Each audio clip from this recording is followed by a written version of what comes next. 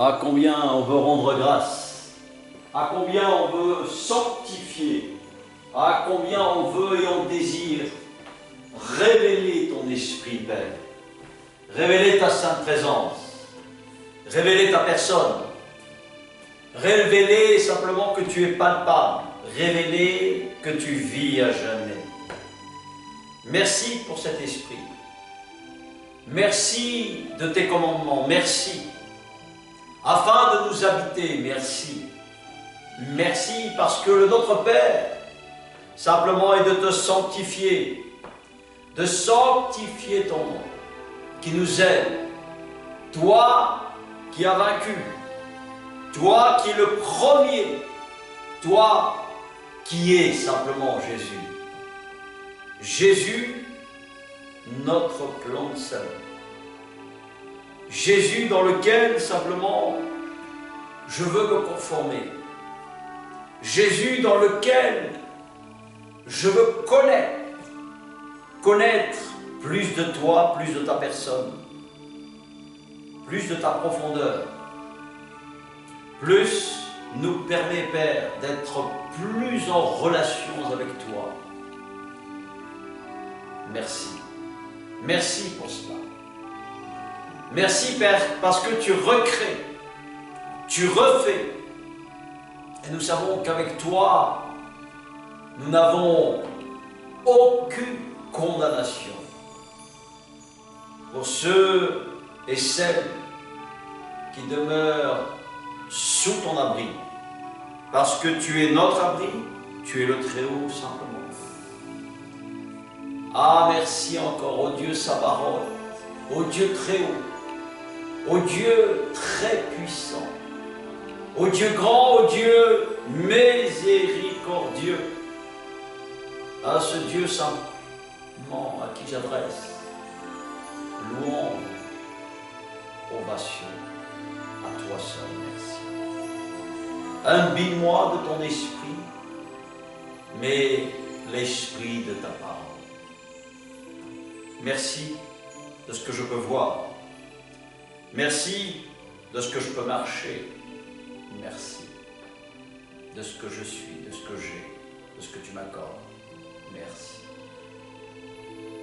De rester dans ce que tu demandes, Père, parce que tu es notre Père. De toute créature.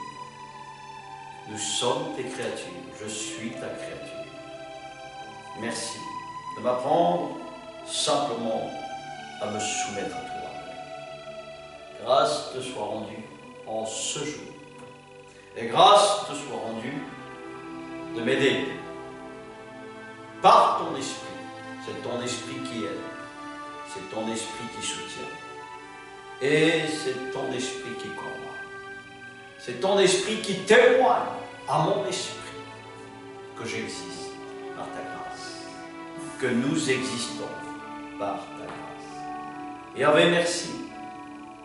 Toi le Verbe, dans lequel, Père, tu ne peux pas te renier, parce que tu ne renies pas ta parole, tu la confirmes. Tu y veilles pour l'exécuter. Et entendre la voix de ton esprit, la voix par laquelle, Père, tu parles à travers ta parole. À travers ce qui nous permet d'avoir la boussole. Merci, tendre Père, et grâce te soit. Amen. Amen. Et Amen. Simplement pour cette parole, je vais révéler, après la Pâque, révéler la Pentecôte, révéler simplement ce que je sais, ce que dit Jésus, Dieu, l'Esprit de Dieu, à travers cette parole, pour nous permettre d'être dans le même esprit et signifier le sens de la Pentecôte, le sens depuis, en fait, la Genèse jusqu'à l'Apocalypse. On y réfère simplement un esprit, et l'esprit est toujours Dieu, parce que Dieu est esprit. Et ceux qui doivent l'adorer bien sûr en esprit. Et cet esprit, c'est l'esprit de cette parole qui est la vérité. Et pour pouvoir être un, en fait, on va comprendre qu'à travers le livre de Jean, que l'on va lire, et ensuite on va passer bien évidemment à travers tous les textes, certains versets qui nous parlent, qui nous chuchotent et qui nous permettent surtout d'approfondir pour amplifier ces choses. Alors on va prendre Jean au chapitre 15. Jean chapitre 15.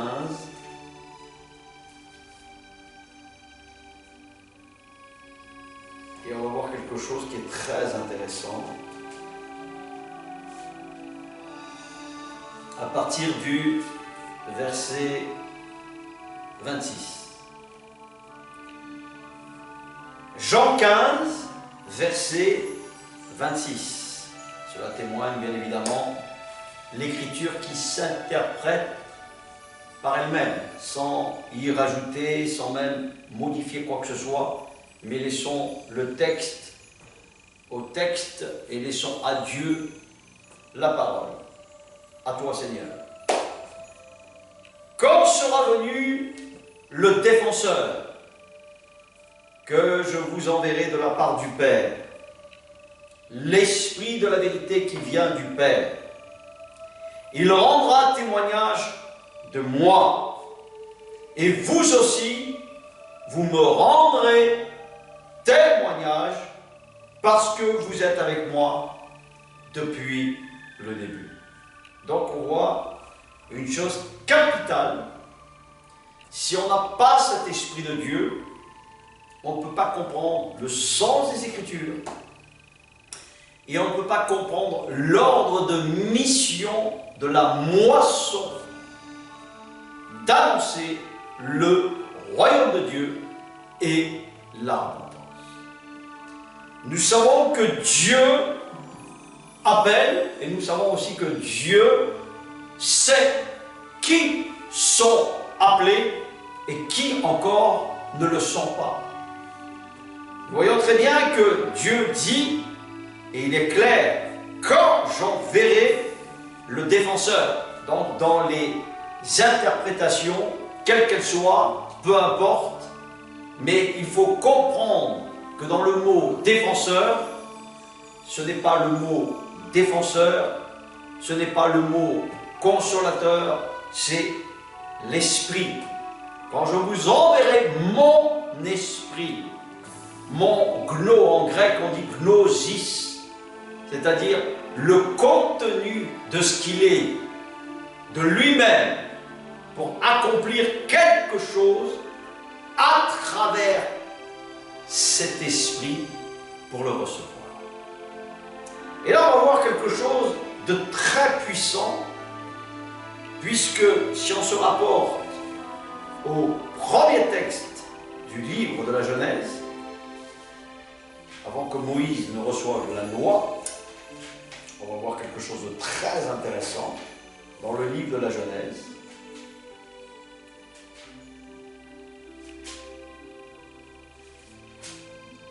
Et ça, il faut bien le comprendre, parce que si on ne le comprend pas, on ne va pas comprendre cet esprit de Pentecôte.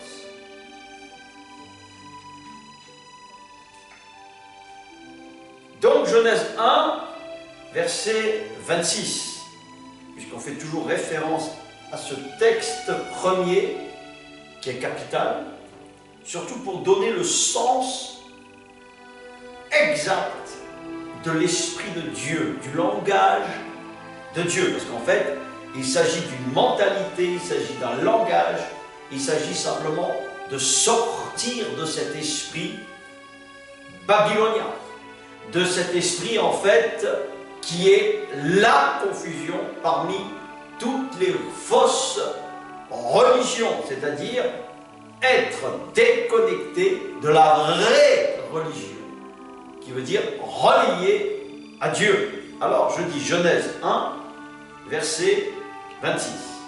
Puis Dieu dit, faisons l'homme à notre image, à notre ressemblance, et qu'il domine sur les poissons de la mer, sur les oiseaux du ciel, sur le bétail, sur toute la terre et sur tous les reptiles qui rampent sur la terre. Dieu créa l'homme à son image, il le créa à l'image de Dieu, il le créa homme et femme. Dieu les bénit et leur dit, reproduisez-vous, devenez nombreux, remplissez la terre et soumettez-la. Dans ce premier texte, il parle de lui, il parle du pluriel, il parle simplement de ce qu'il est lui-même pour que, à notre tour, nous reproduisons en tant que fils et filles, bien sûr, de Dieu. Donc, on voit très bien que Dieu donne de son esprit et permet à cet esprit de reproduire le sens de ce qu'il y a dans le gnosis. Le gnosis, en grec, qui est donné, en fait, c'est contenu de cet esprit. Et le contenu de cet esprit nous permet d'être animés.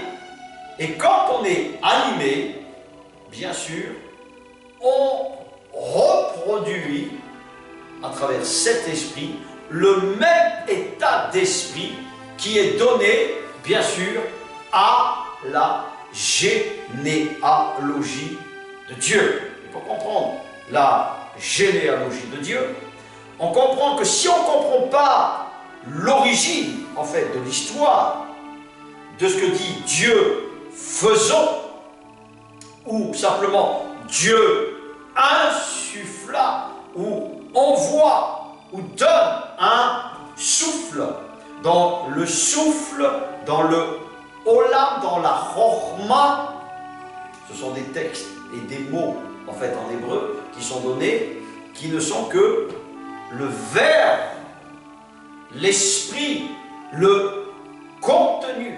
Et dans ce contenu, on va très bien voir que quand le livre de Jean, qui est vraiment le tête-à-tête avec Dieu, qui est vraiment esprit à esprit, dans lequel il révèle le sens à Jean, dans cet évangile, quelque chose de très particulier, qui est vraiment l'amour, la miséricorde de Dieu de nous recréer à nouveau. D'ailleurs, dans le livre de la loi, si on regarde dans le livre des Lévitiques, à partir du chapitre 23, simplement pour s'y référer, et on va voir quelque chose qui est intéressant aussi, parce que c'est bon de s'appuyer, c'est ça qui fait naître la foi, et surtout qui fait naître une chose qui est capitale, le sens de l'enseignement. Parce que c'est le sens de l'enseignement, du bon enseignement, de la bonne nourriture, qui permet surtout de méditer. Lévitique 23, et on va voir une chose qui est très importante qu'on néglige très souvent, qui font partie bien sûr des fêtes de l'Éternel, qui font partie de ces fêtes dans lesquelles on doit s'appuyer pour comprendre la révélation et surtout le plan de salut, comprendre le plan de salut. Parce qu'en fait, il s'agit toujours du salut, bien sûr, de l'humanité. Et dans ses prémices, parce qu'en fait, la fête de la Pentecôte sont surtout les prémices, c'est-à-dire les élus, les premiers qui ont reçu la loi, c'est Israël. Et secondement, on comprend qu'il y a encore, à ce jour, aujourd'hui, et ça on le voit très bien, les véritables fils de Dieu, les véritables chrétiens, comme on peut le donner. Et vous savez que le mot chrétien a été donné une seule fois dans le livre des Romains et nulle part ailleurs. Ça veut dire les oints de cet esprit de Dieu, de ceux qui appartiennent à la mentalité du royaume de Dieu et de sa justice. Donc Lévitique 23 Et ça parle bien sûr de la Pentecôte de manière précise. Lévitique 23, verset 15, voilà ce qu'il dit. Depuis ce lendemain du sabbat, c'est-à-dire le lendemain du jour du Seigneur, le jour dédié à Dieu, le jour qui est consacré à Dieu, le jour où il s'est sanctifié à travers son saint sabbat, dans lequel bien sûr nous mettons de côté quand on le lit, ce sont simplement des lois qui sont éternelles, du royaume de Dieu à la terre, qui nous sont données pour que nous puissions bien évidemment les pratiquer. Et là on va voir quelque chose qui est bien intéressant. Donc, depuis le jour où vous apportez la gerbe pour faire le geste de présentation, vous compterez 7 semaines entières. Et voilà, verset 16, c'est-à-dire après la Pâque, vous compterez 50 jours jusqu'au lendemain, encore une fois, du 7e jour, du 7e sabbat. Et vous ferez une offrande, bien sûr, nouvelle à l'Éternel. Donc là, on parle de quelque chose de nouveau, de futur. Vous apporterez de vos maisons de pain pour qu'ils soient présentés. Ils seront faits avec 4 litres et demi de la fleur de farine et cuits avec du levain. Comment en fait il fallait, sur un plan matérialisé, sur un plan rituel, et comment il fallait, bien sûr, s'adresser à Dieu sous cette forme matérialisée qui était donnée au peuple juif, en tant que première part réservée à l'Éternel. En plus de ces pains, vous offrirez en holocauste à l'Éternel 7 agneaux d'un an sans défaut, un jeune taureau et 2 béliers, ainsi que l'offrande végétale et les offrandes liquides qui les accompagnent. Ce sera une offrande passée par le feu dont l'odeur est agréable à l'Éternel. Vous offrirez un bouc en sacrifice d'expiation et 2 agneaux d'un an en sacrifice de communion. Le prêtre fera pour ses victimes le geste de présentation devant l'Éternel avec le pain et les 2 agneaux. Elles seront consacrées à l'Éternel et appartiendront au prêtre. Ce jour même, vous proclamerez la fête et vous aurez une sainte assemblée. Vous n'effectuerez bien sûr en ce jour aucun travail pénible. C'est une prescription perpétuelle pour vous au fil des générations partout où vous habiterez. Donc, en tant que juif, et bien évidemment en tant que prémisse, c'est-à-dire rattaché à l'arbre de Dieu, à l'arbre, bien évidemment, du salut de Dieu, du plan de salut de Dieu, dans lequel il est cité et dans lequel nous observons. Et là, on va voir comment, depuis le livre des Lévitiques, comment Paul observait ce jour. Et là, on le voit dans 1 Corinthiens 16, verset 8. 1 Corinthiens 16, verset 8. Voilà ce qu'il dit en confirmant de ce qu'on vient de lire. Cependant, je resterai à Éphèse jusqu'à la Pentecôte, car une porte m'y est largement ouverte pour un travail efficace. Et on sait, surtout là-bas, les adversaires sont nombreux. Donc si on comprend bien, Dieu, comme je viens de le citer tout à l'heure, dans Jean 15, Dieu, l'Esprit de Dieu, est en fait le réceptacle Jésus, ce qui montre en fait la nouvelle création, comment Dieu a créé cet holocauste, comment Dieu précise lui-même en décrivant en fait, à travers les animaux, l'agneau, le bouc, les hirondelles, etc., etc., la signification de toute sa création, c'est pas qu'il prend plaisir à ses sacrifices, mais simplement c'est une allégorie. Et on comprend très bien que dans cette allégorie, il y a une profondeur que l'on doit comprendre, c'est que Dieu, il faut qu'il recrée tout à nouveau. Et on parle de quelque chose de nouveau, après, c'est-à-dire cette vie naturelle pour rejoindre la vie surnaturelle, c'est-à-dire qui n'est pas naturelle. Mais pour comprendre cela, il faut comprendre avant toute chose le plan de salut dans lequel il y a ce plan qui nous permet de comprendre le sens de cette fête.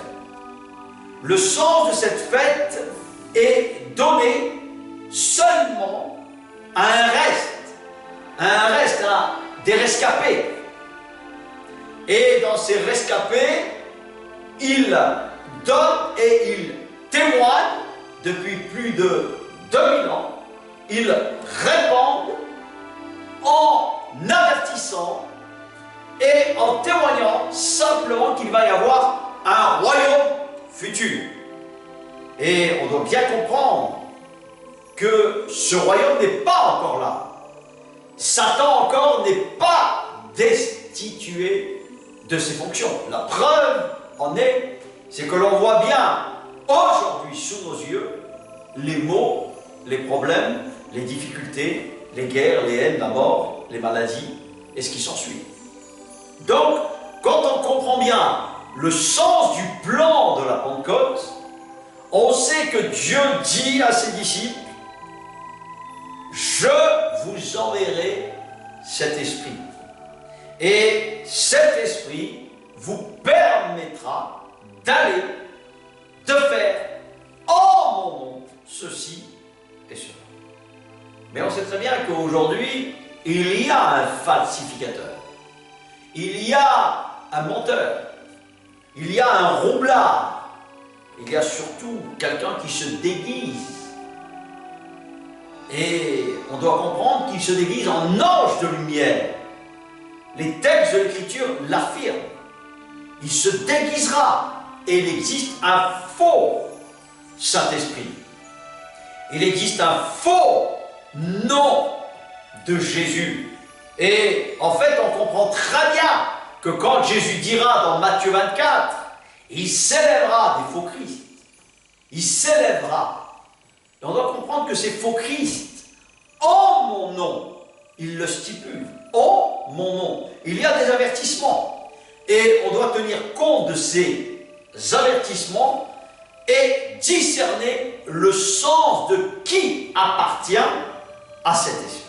Et là encore, Jean nous dit, et nous en parle, Jean. C'est dans l'épître de Jean. Et dans l'épître de Jean, il dit, mes bien-aimés, et il nous parle, et il nous avise, et il nous dit, voici ce qu'il nous dit. Dans le chapitre de 1 Jean, alors 1 Jean 4, il dit, à partir du verset 1 Jean 4, verset 1, bien-aimés, ne vous fiez pas à tout esprit, mais mettez les esprits à l'épreuve pour savoir s'ils sont de Dieu. Car plusieurs prétendus prophètes sont venus dans le monde. Voici comment identifier l'Esprit de Dieu.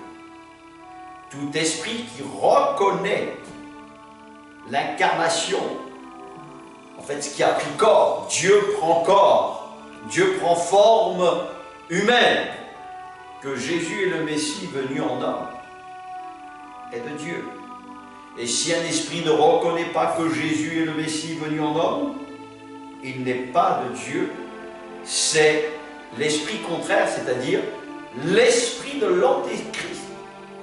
Et bien évidemment, vous avez appris que sa venue est maintenant, déjà, il est dans le monde. Mais il nous dit, bien évidemment, vous, petits enfants, si vous avez cet esprit, vous êtes de Dieu. Et grâce à cet esprit, vous avez vaincu ces prétendus prophètes.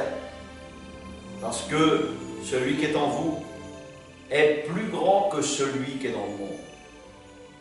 Car eux, ils sont du monde. Voilà pourquoi ils parlent d'après le monde et le monde les écoute. Nous, nous sommes de Dieu. Celui qui connaît Dieu nous écoute. Celui qui n'est pas de Dieu ne nous écoute pas. C'est ainsi que nous identifions l'esprit de la vérité et l'esprit de l'erreur. 1 Jean chapitre 4. On comprend que c'est une question d'état d'esprit, de recevoir cet esprit, et l'identité même de cet esprit est l'esprit de ses commandements. L'esprit de cette parole écrite. Et nous devons surtout comprendre que Dieu a fait alliance avec le Verbe. Dieu n'est pas une trinité. Dieu n'est pas trois. Dieu est un. Et on doit comprendre qu'on adore le Père en esprit et en vérité. Et on doit comprendre que quand il parle de cela, il le dit dans Actes chapitre 2 encore une fois. Actes chapitre 2, il nous dit quoi? Voilà ce qu'il dit. Actes chapitre 2, tout de suite au verset 1. Quand le jour de la Pentecôte arriva. Et là, il s'adresse à qui, cet esprit de Pentecôte? En fait, il montre sa gloire. Dieu montre sa gloire, mais pour un futur aussi proche. Et là, on va le voir. Quand le jour de la Pentecôte arriva, ils étaient tous ensemble au même endroit. Et tout à coup, il vient du ciel un bruit comme celui d'un vent violent qui remplissait toute la maison où ils étaient assis. Et là, on retrouve quelque chose d'important. Des lampes qui semblaient de feu, des lampes qui semblaient de feu, leur apparurent. C'est-à-dire qu'ils allaient parler un langage qui n'était pas le leur, mais qui était un langage qui permettait d'identifier tous ceux et celles qui étaient là pour entendre les merveilles de Dieu, du langage de Dieu. Ce n'est pas un parler en langue pentecôtiste. Attention, il ne faut pas mélanger. Ce n'est pas un parler en langue que l'on entend dans certaines communautés charismatiques. Non, c'est un parler en langue qui est identifié, qui est donné pour raconter les merveilles de Dieu et pour interpréter ces merveilles. C'est pour cette raison que quand on lit bien le texte, et il faut comprendre que quand on a cet esprit, on comprend le sens du royaume de Dieu à venir. Pour le moment, il n'en est pas question, puisque Dieu nous parle, allez prêcher cette nouvelle, la bonne nouvelle du royaume de Dieu, qui est simplement repentez-vous. Commencez à vous exercer vous-même pour me plaire et me ressembler, c'est-à-dire me suivre à l'identique dans ce que je vous dis. Voilà, c'est ça qui est important. Et c'est à nous-mêmes de nous faire police. C'est à nous-mêmes de regarder la poutre que nous avons au lieu de regarder toujours la paille des uns et des autres. Tendre à être parfait, tendre à être saint, tendre à reconnaître ses erreurs, tendre à changer de comportement, tendre à changer d'attitude, tendre. rien que cela nous conduit au salut. Rien que cela nous permet de comprendre l'identification de cet Esprit de Dieu.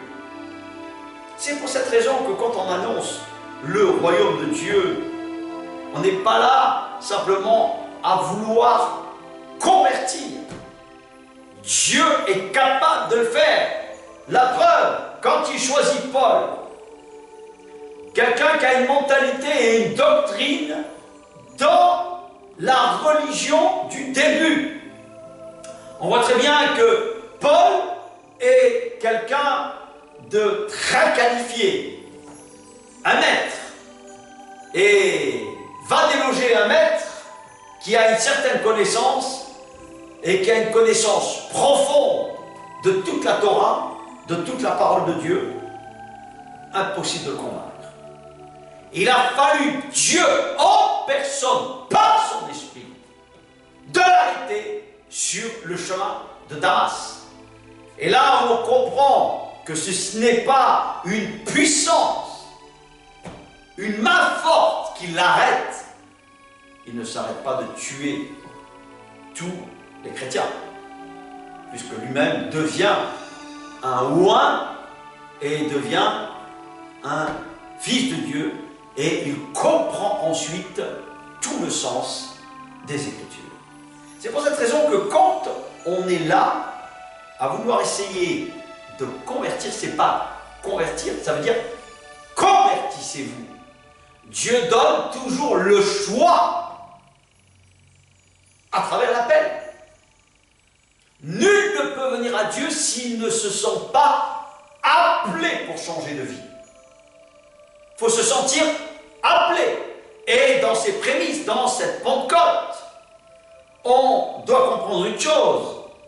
Comme toute la parole de Dieu le révèle, il n'y a que Dieu qui convainc les cœurs. Et bien sûr qu'il faut annoncer. Dieu à des porteurs, Dieu a des prémices pour annoncer son évangile. Mais on peut très bien entendre et ne pas, très simplement, vouloir ou ne pas être prêt, bien évidemment, à se convertir. C'est pour cette raison qu'on a toujours le choix. Et béni soit le nom du Seigneur, qu'un jour, et ce jour viendra très rapidement, puisque quand on rentre dans l'intemporalité, le temps n'existe plus. Et nous savons que tous ceux qui dorment dans la poussière de la terre, pour le moment, personne n'est au ciel, mais ce n'est pas mon thème aujourd'hui. J'explique simplement la Pentecôte, le ciel et la gloire de Dieu. Personne n'est monté au ciel, c'est ce que dit Dieu, Jésus. Il le dit bien, puisque lui-même, en tant que personne, il s'est limité. Lui-même n'a pas voulu simplement être là pour se glorifier personnellement en tant qu'homme, mais il a glorifié Dieu, son Père. Pour dire simplement, voilà, moi-même, le sacrifice, moi-même qui suis venu dans le rouleau, moi-même j'ai fait parler mes prophètes. C'est moi qui fais parler. C'est moi qui vois, c'est moi qui donne, c'est moi qui choisis, c'est moi qui élève, c'est moi qui rabaisse, c'est moi qui enrichis, c'est moi qui appauvris. Voilà ce que Dieu dit. Je n'ai pas besoin, et je le dis, je ne suis pas une personne qui sort de grandes études ou qui suit un intellectuel. Non. Mais simplement, j'ai rencontré le Seigneur. Et simplement, le rencontrer, c'est avoir cette révélation de sa miséricorde. Cette révélation de l'amour, de tout ce qu'il est écrit pour mon bonheur, pour celui qui le rencontre, c'est un bonheur. Et on doit le réaliser. Donc, la Pentecôte, à ce jour encore, n'est pas encore révélé, comme dans le livre de Joël, où il dit, d'ailleurs il en parle un peu plus loin, quand il parle de cela dans le livre des Actes, comme dans le prophète Joël, parce qu'en fait, tout ne fait que simplement se rapporter à travers les textes de l'Écriture, les uns avec les autres. Et là, il le dit, et ça c'est très intéressant. Voilà. Nous sommes toujours au chapitre 2, dans le livre des Actes. Voilà. Et quand on lit bien, donc je viens de te lire tout à l'heure, donc le verset 1, je vais descendre un peu plus bas, je passe au verset 14. Alors Pierre debout, avec les 11, s'exprima d'une voix forte en ces termes. Hommes de Judée, et vous tous, qui séjournez à Jérusalem, comprenez ce qui se passe et prêtez l'oreille à mes paroles. Ces gens ne sont pas ivres, comme vous pouvez le supposer, car il est 9 heures du matin, mais maintenant se réalise ce qu'a dit le prophète Joël. Dans les derniers jours, on parle de derniers jours, dit Dieu, je déverserai de mon esprit sur tout être humain. Vos fils, vos filles prophétiseront, vos jeunes gens auront des visions, et vos vieillards auront des rêves. Oui, sur mes serviteurs et sur mes servantes, durant ces jours, non, je déverserai, voilà, la Pentecôte, de mon esprit, et prophétiseront, c'est-à-dire, ils parleront le langage de Dieu. La révélation même leur sera tellement claire. Le royaume de Dieu, Dieu, le royaume de Dieu sur terre. Mais avant tout cela, il le dit bien. Et c'est ça qui est très intéressant. Verset 19. Je ferai des prodiges en haut dans le ciel et des signes miraculeux.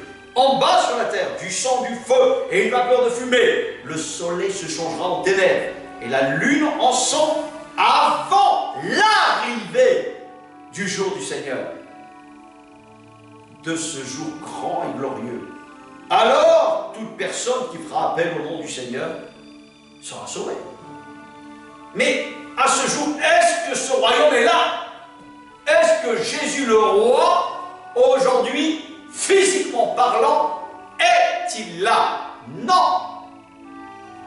Aujourd'hui, on a un reste, des rescapés seulement qui prônent cet évangile, qui proclament cet évangile.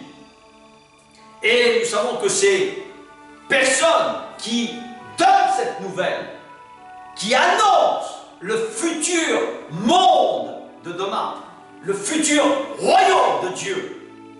Et là, on doit vraiment saisir que pour le moment, un reste sont appelés, un reste sont élus, pas tous.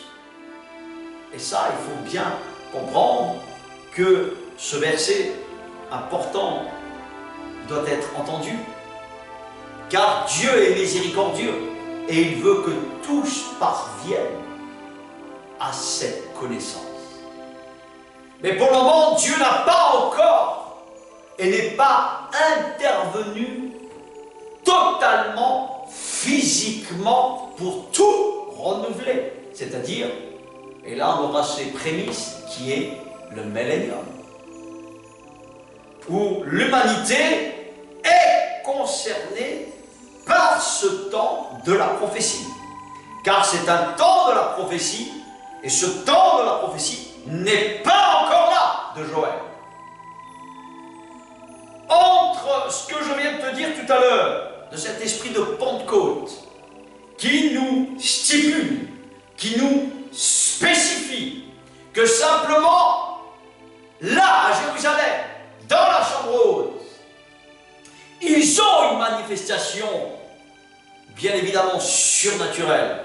Et cette manifestation révèle des choses exceptionnelles. Et ils vont, les 120, ils vont. Et de là, on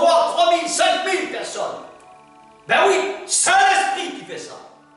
Parce que c'est un état d'esprit dans lequel la prière de cet esprit est la prière de Dieu.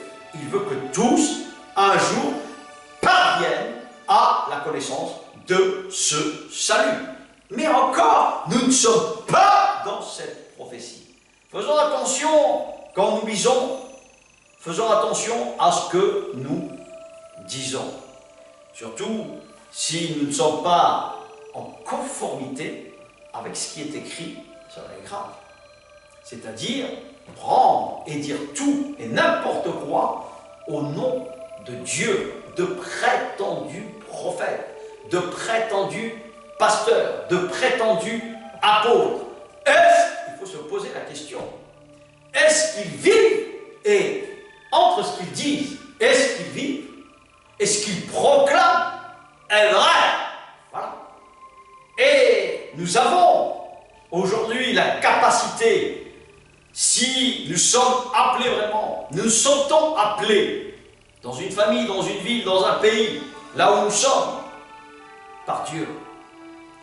Nous avons cette onction de l'Esprit qui nous attire pour sa gloire, pas pour ta gloire, pas pour te glorifier.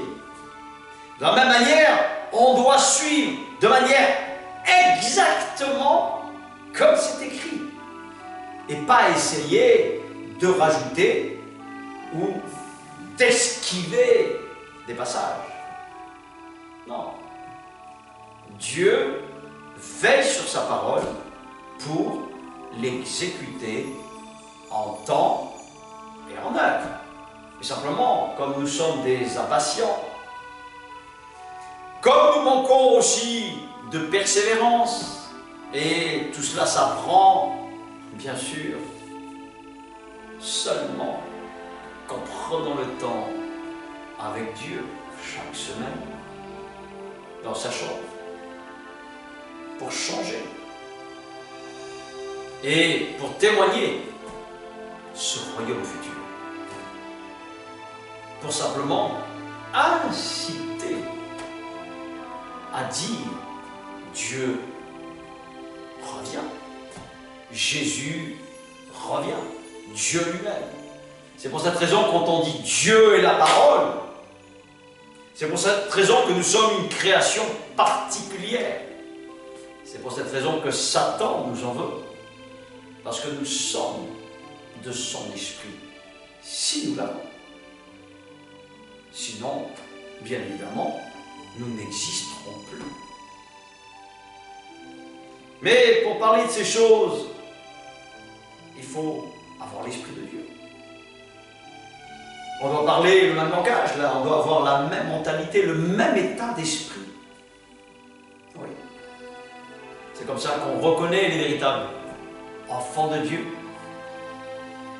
Pas autrement. Et quand on continue bien, on voit très bien que dans Jean 20, quelque chose qui est capital aussi, tout est capital à dire sur la Pentecôte.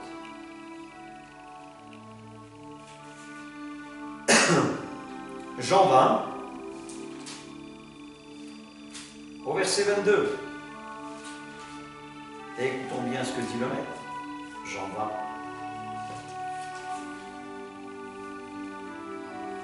Verset 22. Jean 20, verset 22.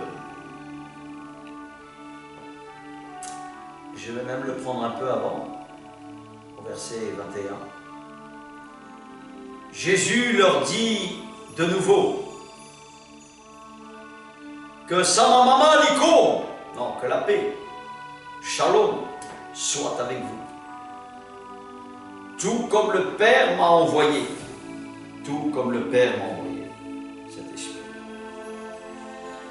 Moi aussi je vous envoie. Verset 22.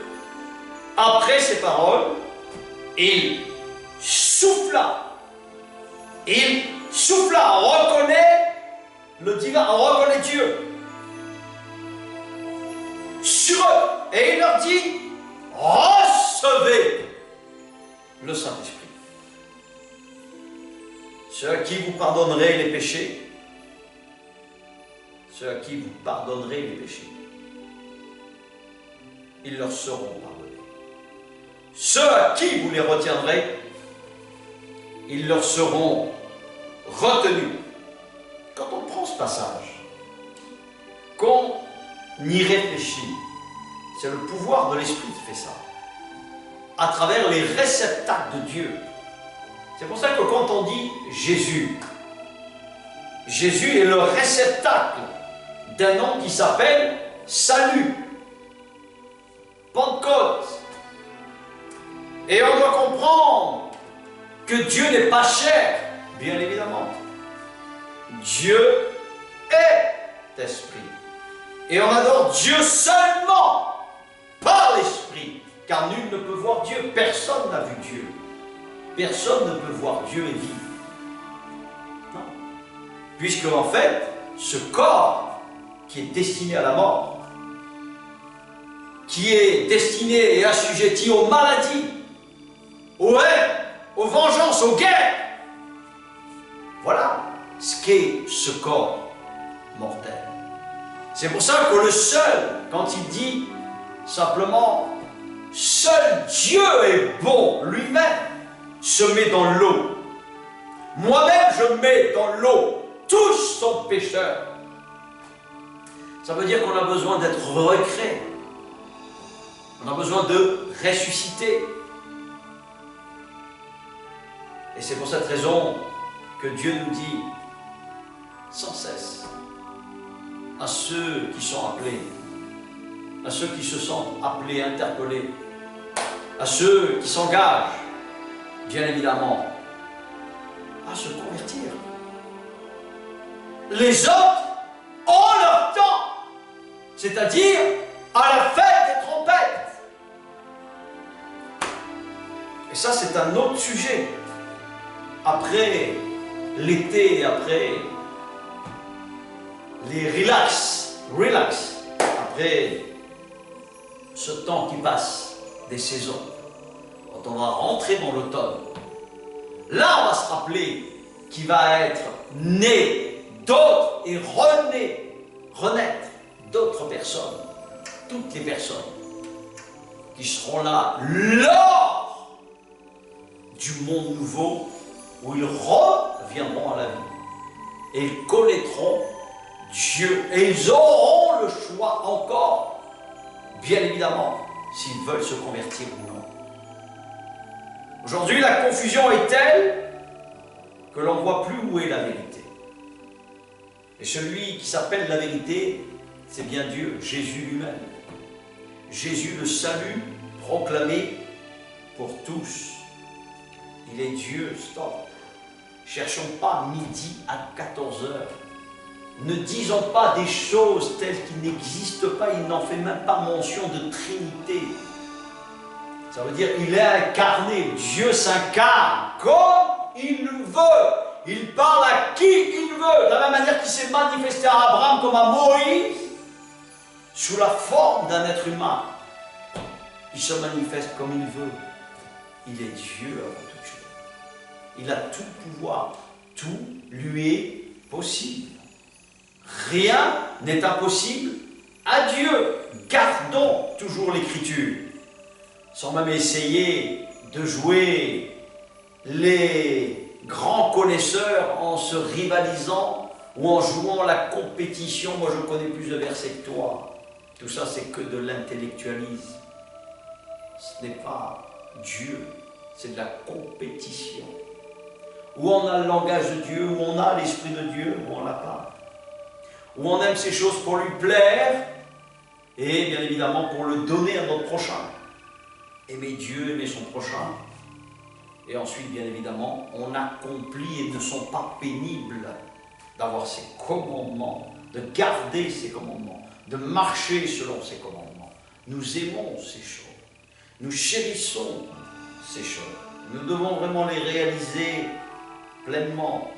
Que cette fête de Pentecôte, tout est bien écrit et surtout, ça a un but. Et dans ce but, il faut décomposer le plan. Et en décomposant le plan, on trouve le sens, parce que qui cherche trouve, s'il a l'Esprit de Dieu. Il devient intelligent. Il a l'intelligence de Dieu. Il a la sagesse de Dieu. Et il a le discernement de Dieu. Toutes ces choses doivent se faire. Souvent je le dis, l'enfant, tu ne sais pas comment il se fait dans le ventre de la maman, dans le réceptacle. Mais il se fait. Quand nous commençons à naître de cet esprit, nous savons qu'encore, nous ne sommes pas dans ce nouveau monde. Nous nous préparons à la rencontre de Dieu. Nous nous préparons. Et je me réjouis simplement de cela. Je me réjouis de dire, oh oui Seigneur, je sais que tu reviens. Parce que ton nom est saint et 3 fois saint. Je te dis merci. De sanctifier tes bien-aimés. Je te dis merci. Pour que ton règne vienne. Et que je comprenne surtout ta volonté. Que je comprenne ta volonté. Que je cherche tes commandements. Que j'aime tes commandements. D'aimer comme tu aimes est une grâce. De pardonner comme tu pardonnes est une grâce. De tourner la page, d'effacer ce que je suis. En ta grâce, je peux marcher, je peux respirer. Je peux me mouvoir. Voici, Seigneur, je suis là devant toi. Il n'y a que toi qui donnes la grâce à qui tu veux faire grâce. Alors, Père, merci de recevoir ton esprit, d'avoir ton esprit, de vivre par ton esprit. Et nous savons que par ton esprit, nous pouvons pardonner, je finis avec ça. Et que nous pouvons retenir aussi les péchés. Quand nous ne comprenons pas le sens. Parce qu'il est bon d'être repris par toi. Repris par mon frère, par ma soeur. Repris par ta famille. Repris par toi. Par tous ceux et celles qui marchent par ton esprit. De fortifier. Fortifier. Merci Père pour tes grâces. Et grâce te soient rendues en ce jour. Oui, parce que c'est un jour de grâce encore. Et que bientôt tu reviens. Toi l'Amen. Amen. Amen. Amen.